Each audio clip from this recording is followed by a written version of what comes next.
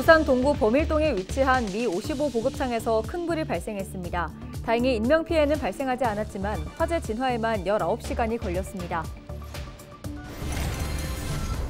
국토교통부가 노후계획도시를 미래도시로 재창조하기 위한 목표와 기본 방향을 제시했습니다. 계획에 따라 부산 노후계획도시에 미래 모빌리티 인프라가 도입될 예정입니다. 부산 테크노파크가 남해안권 무인 이동체 모니터링 실증 기반을 구축하는 사업 중 하나로 부산 도심공원에서 드론을 활용해 음식을 배송하는 실증 사업을 진행하고 있습니다.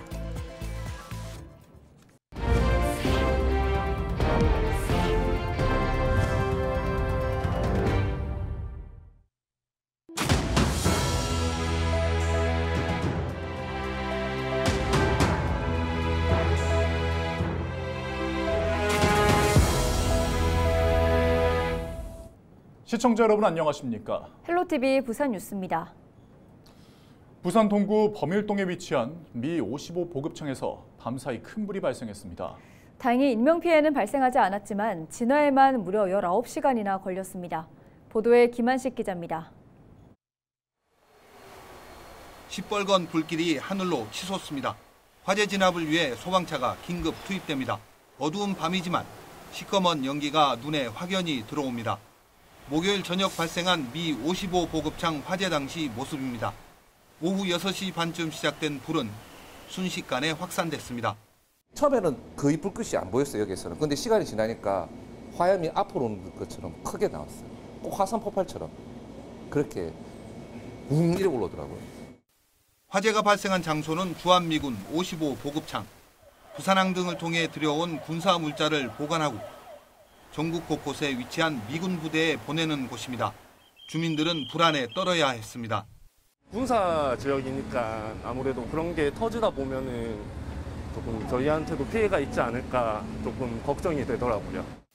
화재 진압에도 어려움을 겪었습니다. 화재 발생 20여 분 만에 대응 1단계가 발령됐고 1시간쯤 후 2단계로 격상됐습니다. 장비 50여 대와 인력 160여 명이 투입됐습니다. 내부에 공사자재 등 가연성 물질이 쌓여 있는 데다 창고 자체가 화재에 취약한 샌드위치 패널로 만들어져 불길이 빠르게 번진 것으로 추정됩니다. 진화 작업은 밤사이 계속됐고 불이 난 지 19시간 후에야 완전히 꺼졌습니다. 소방당국은 미군과 합동으로 화재 원인을 조사할 예정이라고 밝혔습니다. 헬로티비 뉴스 김한식입니다. 드론이 배달하는 치킨, 한 번쯤 보신 적 있으실 텐데요. 부산 도심 공원에서도 드론을 활용해 음식을 배송하는 실증 사업이 진행되고 있습니다. 부산 시민공원을 이용하는 시민들이 치킨이나 떡볶이 같은 음식을 앱을 통해 주문하면 드론이 직접 배달한다고 하는데요. 화면으로 만나보시죠.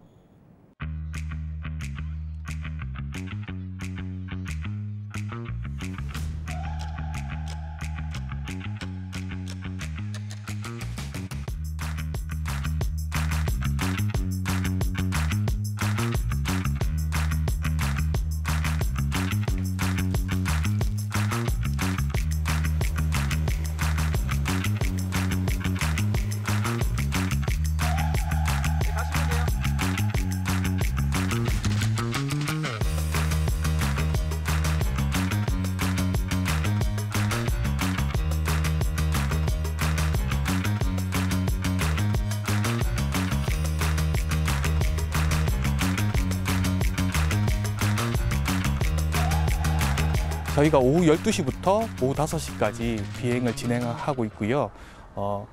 시민 평균적으로 하루에 6분 정도 주문을 해주시고 계십니다.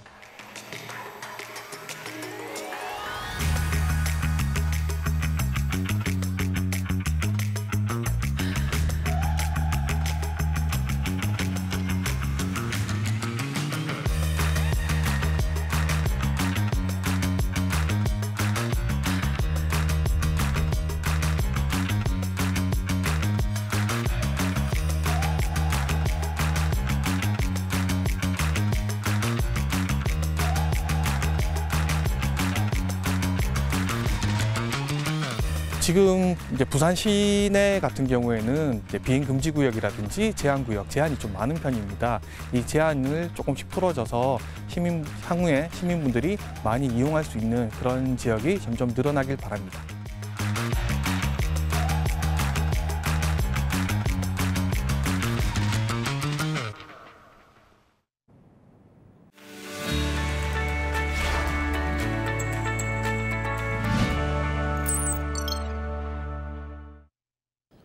우리 지역 국회의원들의 활동 소식을 전해드리는 국회는 지금 시간입니다.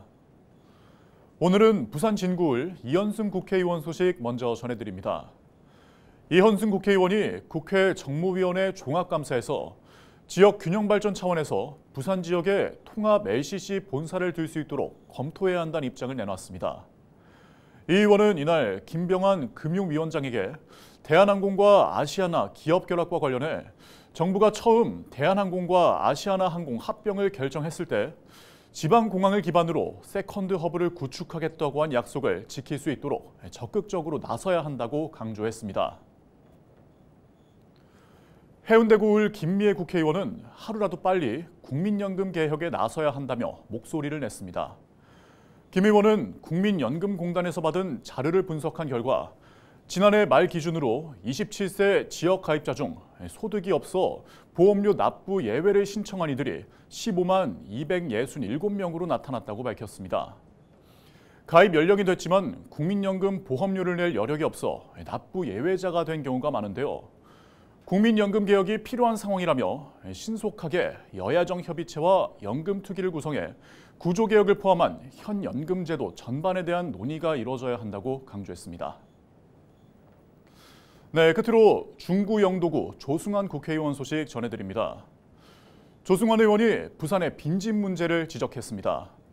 지난 2020년 기준 부산에서 1년 이상 방치된 빈집이 5,069채지만 부산시가 정비한 빈집 수는 900채에 그쳤다고 하는데요. 조 의원은 빈집의 수가 실제 부산시의 조사보다 최소 10배 이상 많을 수 있다며 빈집 정비 사업에 속도를 내야 한다고 강조했습니다. 지금까지 국회는 지금이었습니다.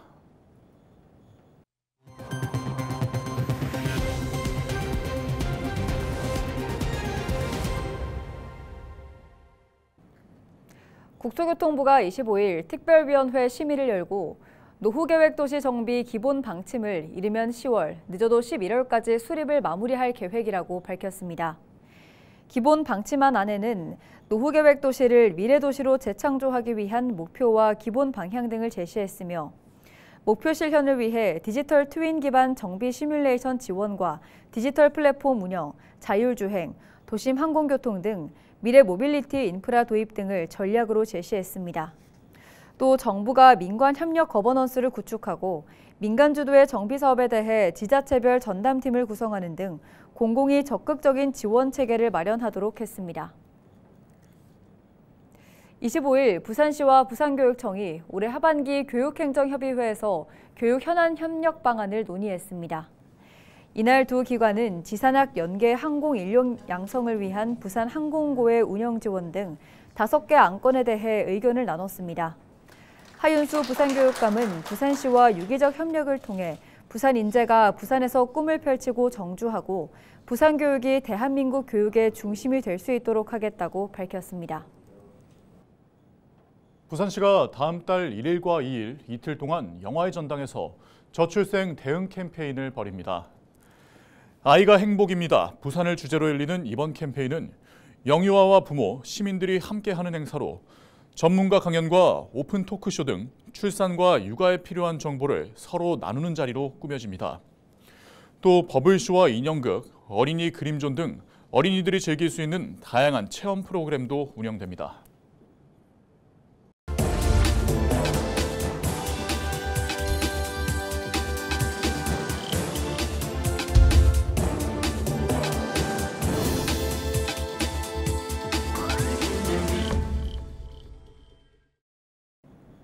케이블 TV 공동기획 지역을 살려라 시간입니다.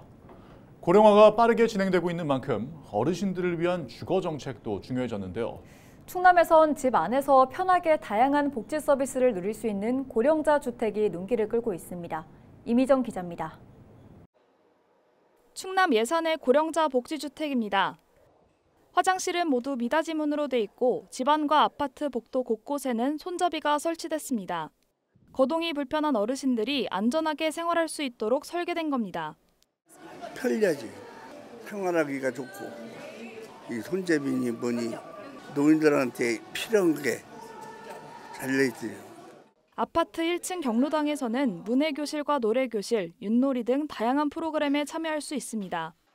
어르신들은 늦게나마 글을 배울 수 있어 즐겁기만 합니다. 옛날에는 어렵게 살아서 학교를 못 다녔쇼. 이름자도 못 쓰는데 저 선생님이 오셔서 우리 이렇게 가르쳐줘서 고맙고. 월 임대료는 평균 5만 원, 형편이 어려운 65세 이상 무주택자가 입주할 수 있습니다. 지난해부터 입주를 시작했는데 전체 144세대 가운데 142세대가 입주를 마치는 등 큰 인기를 얻고 있습니다. 이웃들과 함께 어울리다 보니 어르신들은 적적했던 일상에 활기를 되찾았습니다. 혼자 살다 훨씬 좋죠. 노인들만 살고 노인들끼리 서로가 이렇게 만나서 자기 심정을 알잖아. 그지? 그래가지고 너무 좋아요. 행복해요. 지난달 기준 우리나라 65세 이상 노인 인구가 1,000만 명을 넘어섰지만 전국에 공급된 고령자 복지주택은 4천여 세대에 불과합니다. 정부는 빠르게 진행되고 있는 고령화 추세에 맞춰 올해 지난해보다 3배 많은 3,000세대의 고령자 복지주택을 공급할 계획입니다. 헬로티비 뉴스 이미정입니다. 단풍이 물들기 시작하면서 등산 계획 세우시는 분들 많을 텐데요. 그만큼 산악사고 소식도 잇따르고 있는데요. 산에 오르시기 전 준비 철저히 하고 가셔야겠습니다. 보도에 전소연 기자입니다. 지난 15일 새벽 4시 설악산 노적봉 인근. 구조대원이 어둠을 뚫고 험난한 바위를 오릅니다. 조난 신고가 접수된 건 전날 저녁 8시쯤. 등산객 2명은 내려오는 길을 찾지 못해 고립된 지 약 7시간 만에 구조됐습니다. 여기 올라가면 나도 길이가 가물가물한데 조금 더 올라가야 될 거야. 지금 저 정도면 대화가 될 겁니다.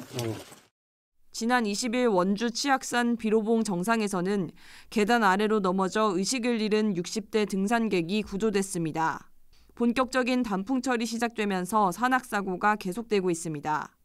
3년간 발생한 사고 통계를 보면 산악사고는 가을철에 가장 많이 발생하는 것으로 나타났습니다. 구조 출동 3만 3천여 건 가운데 25%가 9월과 10월에 집중됐습니다. 지난해 발생한 산악사고의 원인을 보면 실족 추락이 약 3,100건으로 가장 많았고 길을 잃어 조난된 경우는 2,800건을 넘었습니다. 가을에 산을 오르면 젖은 낙엽 때문에 미끄러질 위험성이 높습니다. 사고를 예방하려면 등산화를 꼭 착용해야 합니다. 또 산에서 사고를 당했다면 일단 119에 신고해 정확한 위치를 알려야 합니다.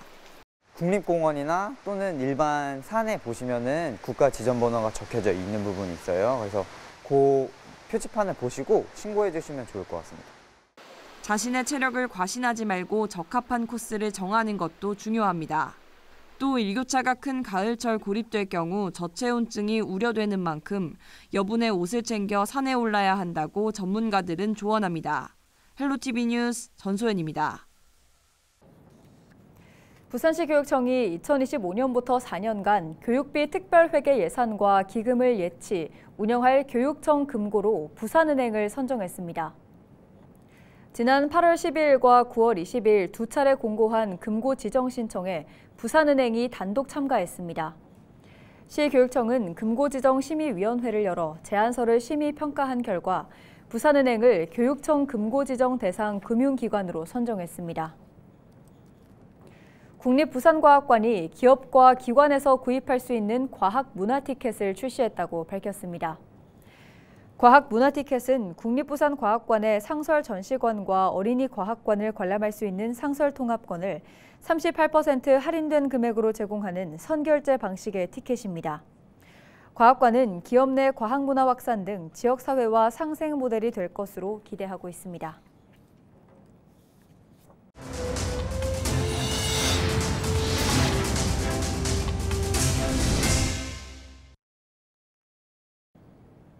이상으로 뉴스를 마칩니다. 저희는 언제나 지역민 여러분과 함께합니다. 시청해주신 여러분 고맙습니다.